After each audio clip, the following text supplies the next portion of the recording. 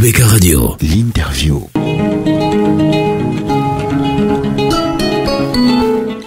Docteur David Teboutou, bonjour.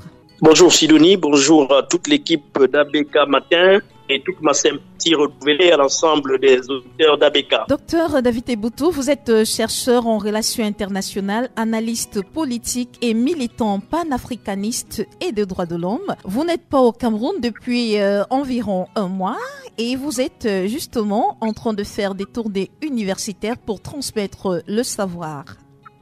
Oui, depuis quelques semaines, je suis parti du Cameroun, justement dans le cadre de quelques activités touristiques, dont de recherche, invité par quelques universités.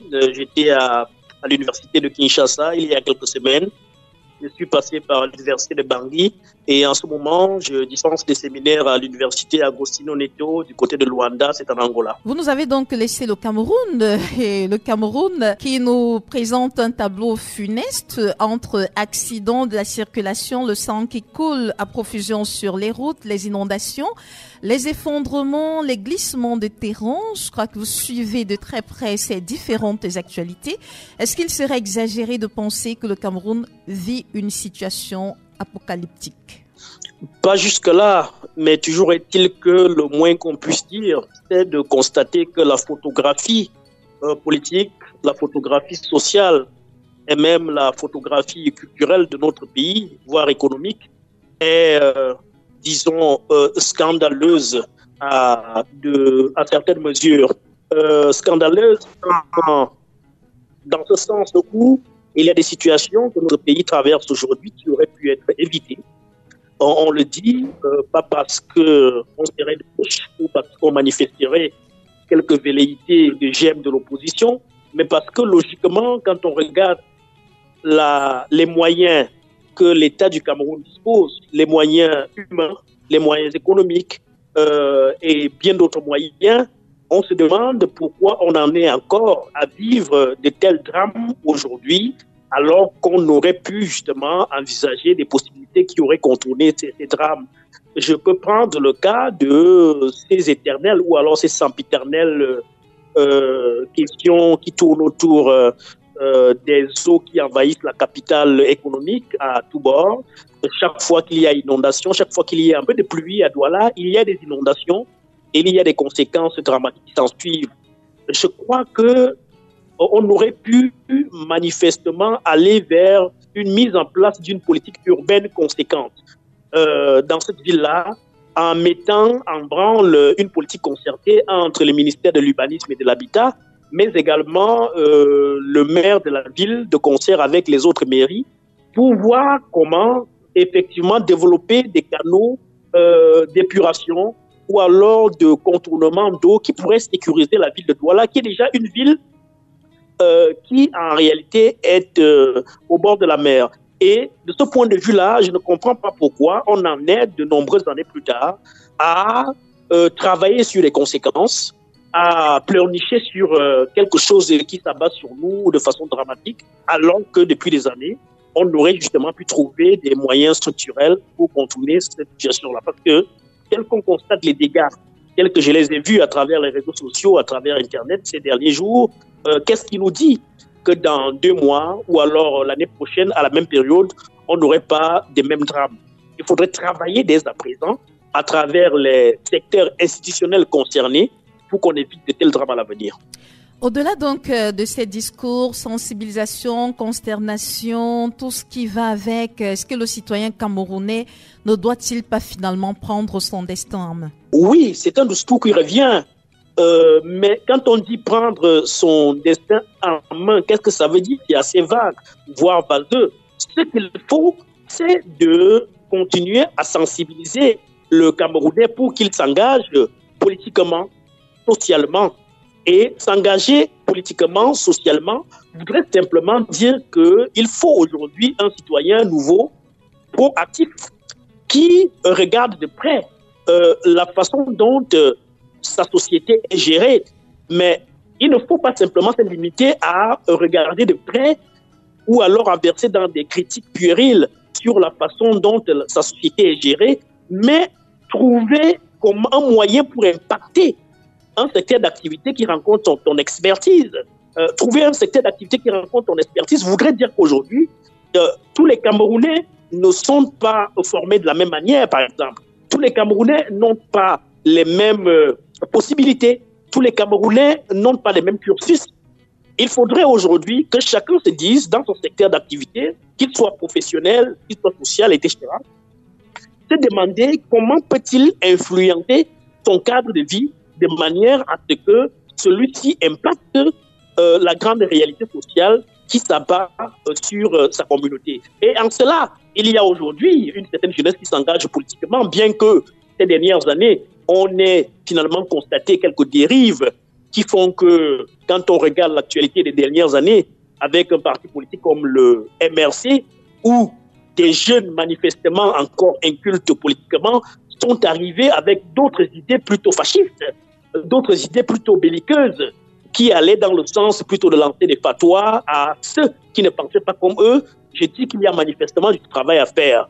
Et dire qu'il y a du travail à faire présuppose que ceux qui ont les moyens, aussi bien cognitifs, intellectuels, scientifiques et autres, pour tirer ou contribuer à maturer cette jeunesse-là, ou alors le citoyen camerounais, à justement être un acteur complet dans le contrôle de la gestion de la cité, nous devrons nous impliquer davantage. Et c'est ce que nous autres, modestement, nous essayons de faire dans les cadres refermés qui sont les nôtres. C'est-à-dire que socialement, aujourd'hui, je suis, vous l'avez rappelé dans votre prologue, je suis spécialiste des relations internationales, mais je ne m'enseigne pas seulement dans les questions de relations internationales, comme je le fais à travers ma circulation dans certains pays africains où je dispense des séminaires dans certaines universités.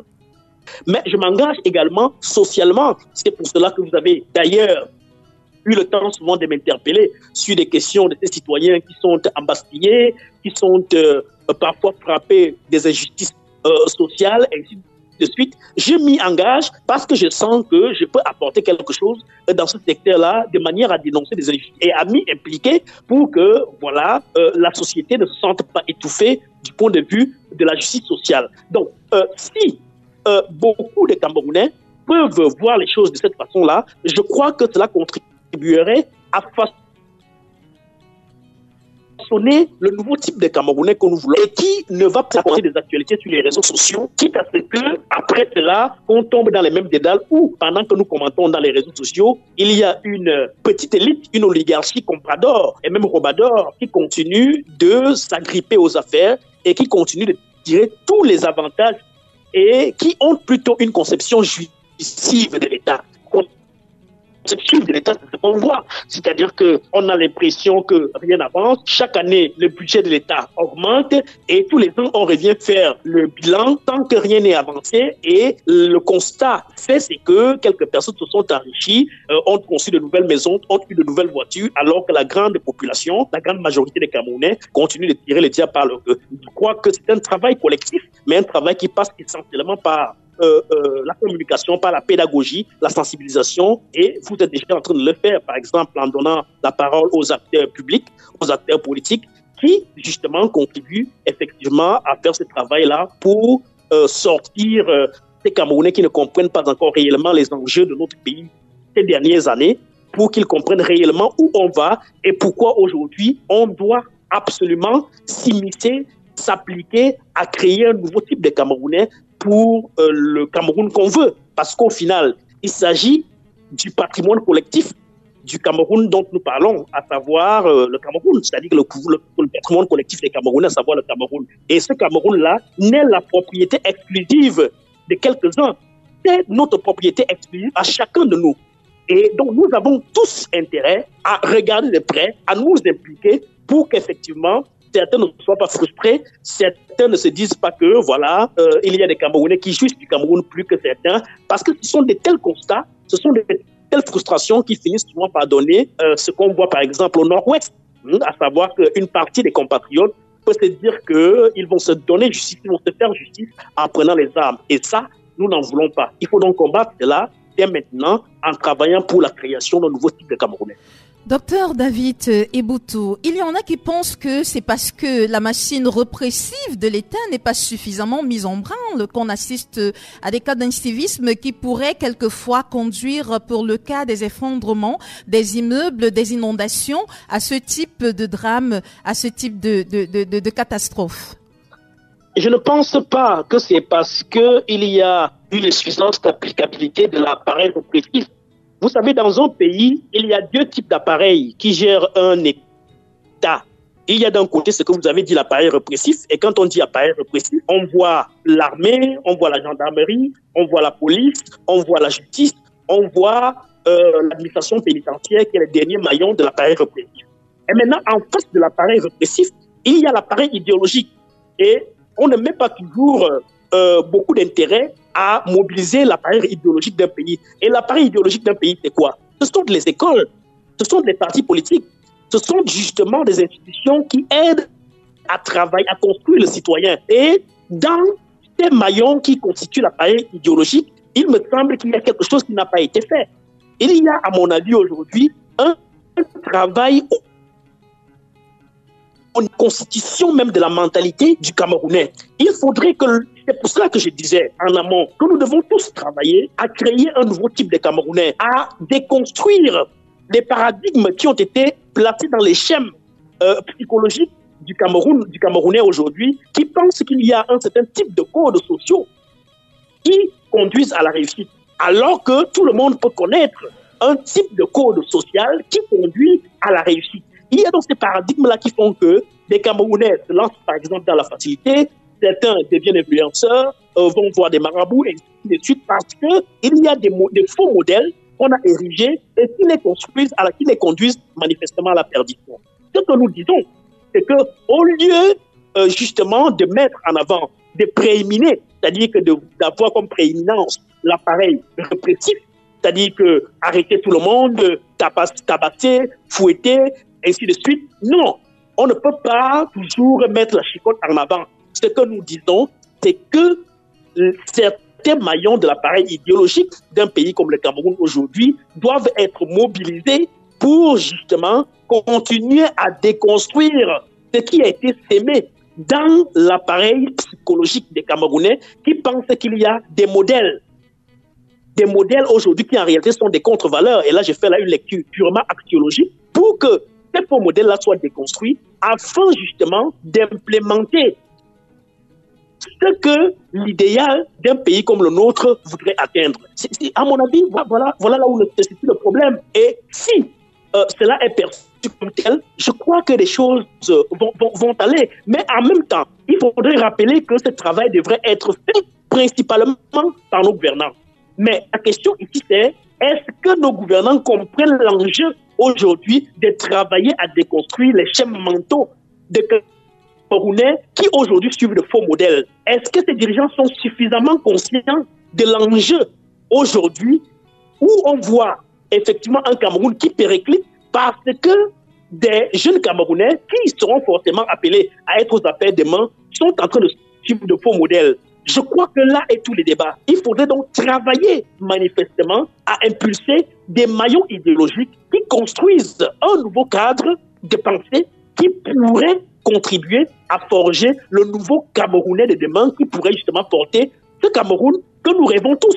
C'est-à-dire un Cameroun qui ne ferait plus face à la justice sociale qui est en réalité le cœur du problème aujourd'hui au Cameroun, parce que toutes les problématiques qui concerne notre pays aujourd'hui, tout autour de la justice sociale. La justice sociale est mise en mal dans notre pays et c'est à la justice sociale qu'on doit s'attaquer pour que, effectivement, la répartition des biens, la répartition des richesses, la répartition des potentialités qu'il y a dans notre pays en termes de ressources, en termes justement d'admission à certaines fonctions, en termes d'équitabilité dans le partage, que cette justice sociale soit appliquée. Et il me semble que si on parle de justice sociale, ceux qui ont la charge de travailler à maintenir ou alors à encadrer les politiques de justice sociale, ce sont nos institutionnels, c'est-à-dire en partant de l'hégémon central, le président de la République. Il faut comprendre ainsi et, encore une fois, il faudrait donc créer des cadres qui vont dans le sens de ramener le Camerounais à comprendre le véritable enjeu. celui justement de déconstruire les schèmes psychologiques qui font que certains pensent qu'il y a des modèles qu'il faut suivre aujourd'hui et qui continuent de tirer le Cameroun vers le bas. Faisons un petit détour en politique pour nous intéresser en 2025. C'est bientôt et la météo ne semble pas être bonne dans les partis politiques d'opposition du Cameroun. Est-ce qu'on peut, docteur David Eboutou, s'inquiéter le moment venu de prendre les mêmes et recommencer au vu de tout ce qu'on observe actuellement? Bien entendu qu'on peut s'inquiéter quand on lit effectivement, je vous emprunte l'expression, la météo politique. Au Cameroun, en ce moment, l'atmosphère n'est pas du tout heureuse, l'atmosphère n'est pas du tout viable. Si on fait une lecture rapide en nous projetant à partir des partis politiques qui ont porté une certaine référence au Cameroun ces dernières années, je peux m'arrêter au MRC ou encore au PCRN qui sont arrivés successivement à travers leur leader à la dernière élection présidentielle, second et troisième. Il me semble que ces partis politiques-là ont perdu de leur aura d'antan, de leur capacité de mobilisation et de leur charisme auprès des populations. Si vous prenez le cas du MRC, voici un parti, comme je l'ai rappelé, qui a quand même suscité beaucoup d'espoir, mais qui a été émaillé par des guerres intestines bizarres, par des querelles autour de son hégémon, le professeur Maurice Kamto, par des fatwas lancés par des néo-opposants, des individus qui autrefois n'avaient pas été portés pour faire de la politique, mais qui sont arrivés avec des idées totalement suprématistes, parfois fascistes, qui ont parfois amené ceux qui étaient des sympathisants de ce parti-là à avoir peur. Vous connaissez tout ce qui en est suivi, vous connaissez ce qui s'est passé en France avec la BAS, vous connaissez ce qui s'est passé au niveau des réseaux sociaux avec des fatwas qui sont lancés à certaines personnes. Tout ceci a malheureusement contribué à discréditer le capital sympathie de ce parti politique-là au niveau de l'opinion publique. Et ajouter aux actualités que l'on voit ces dernières années, les départs des cadors, des départs des figures fortes de ce parti politique-là. Récemment, il y a encore quelques mois, c'était mon ami Célestin Jamen, vous connaissez ce que le feu Poléry Kinga disait. Aujourd'hui, on nous parle de Michel Loki, ainsi de suite. Donc, il y a quelque chose manifestement qui ne va pas. Il y a quelque chose qui manifestement qui ne va pas, malheureusement. Tout cela contribue à émietter le capital sympathie de ce parti politique-là. Et ce n'est pas de mon augure pour une échéance électorale capitale comme celle de l'élection présidentielle qui arrive dans moins d'un an et demi, en 2025. Dans moins d'un an et demi. Donc, il y a quelque chose qui ne va pas. Et à côté, si vous reprenez le cas du PCN, le parti de mon ami et frère Cabral Léby, voyez-vous, on a l'impression que c'est un parti aujourd'hui qui se confine au rôle d'accompagnement institutionnel. C'est-à-dire qu'on a plutôt l'impression que c'est un parti qui se retrouve dans l'alliance présidentielle ou alors qui accompagne simplement le discours des institutions et qui manifestement ne porte plus l'idéal que les Camerounais ont porté en ce parti-là. Et c'est dommage, c'est bien dommage qu'on en soit arrivé là. Malheureusement, comme je l'ai déjà dit, tout ceci n'est pas d'humeur à rassurer non seulement les potentiels sympathisants de ces partis-là, mais également les figures du changement au Cameroun qui auraient compté sur ces partis-là pour créer un changement radical en 2025. Donc, je suis tout à fait d'accord avec vous, chère madame, que 2025 ne semble pas être rassurant du point de vue de l'organisation des partis politiques de l'opposition qui ne donnent pas des indicateurs crédibles et objectifs pour nous rassurer dans ce que quelque chose pourrait être fait. Au contraire, on voit très bien qu'en face, et notamment le RDPC, continue de faire son maillage stratégique, son maillage opérationnel, et on voit très bien qu'il s'y prépare de ce côté-là un glissement pour aller vers la préparation de quelques-uns parmi eux qui pourraient succéder à monsieur Biya. Et c'est dommage. Et donc, rien ne peut être fait par nous, les électeurs, à l'heure actuelle. Mais qu'est-ce qui peut être fait puisque d'un point de vue institutionnel, d'un point de vue répressif, d'un point de vue politique, vous trouverez qu'en face, il y a une véritable machine. Il y a une véritable machine. Pendant qu'il y a un désordre manifestement entretenu en face, c'est-à-dire qu'au niveau des partis politique, de la société civile, etc. En face, vous avez une organisation qui est là, qui peut compter tout son appui politico-institutionnel. C'est-à-dire que vous savez très bien que ceux qui détiennent l'appareil d'État, c'est le RDPC. C'est d'ailleurs pour cela qu'on dit de ce parti politique-là qu'il est un parti proche du pouvoir. Pourquoi? Parce qu'il est capable, parce que les acteurs qui sont à la tête de ce parti-là sont les mêmes acteurs qui sont au gouvernement, qui sont à la tête des institutions, et qui sont donc susceptibles de mobiliser ces appareils d'État-là en leur faveur. Et malheureusement, on dit qu'en face, pendant que cette lecture-là est connue de tous, qu'en face, on s'organise pour créer une espèce de contre-pouvoir, de façon à les dissuader pour qu'ils n'instrumentalisent pas les appareils d'État en leur profit. Mais qu'est-ce qui est fait? Rien du tout. Et c'est pour cela que le citoyen sera encore mis dans les taux. Et la suite, c'est que le RDPC devra continuer sa route tranquillement en 2027. C'est le constat. Je voudrais qu'on me démentisse là-dessus. Malheureusement, une lecture objective, froide, voudrait qu'en 2025, voilà, le RDPC remplit tranquillement avec ceux qui vont porter l'idéal de ce parti politique-là. Docteur David Eboutou, merci d'avoir accepté de répondre aux questions d'ABK Matin. C'est moi qui vous remercie. ABK Radio. De lundi à vendredi dès 7h. Retrouvez dans le 7-10, 7h-10h. ABK Matin, premier sur le matin. Les invités consultants de classe exceptionnels.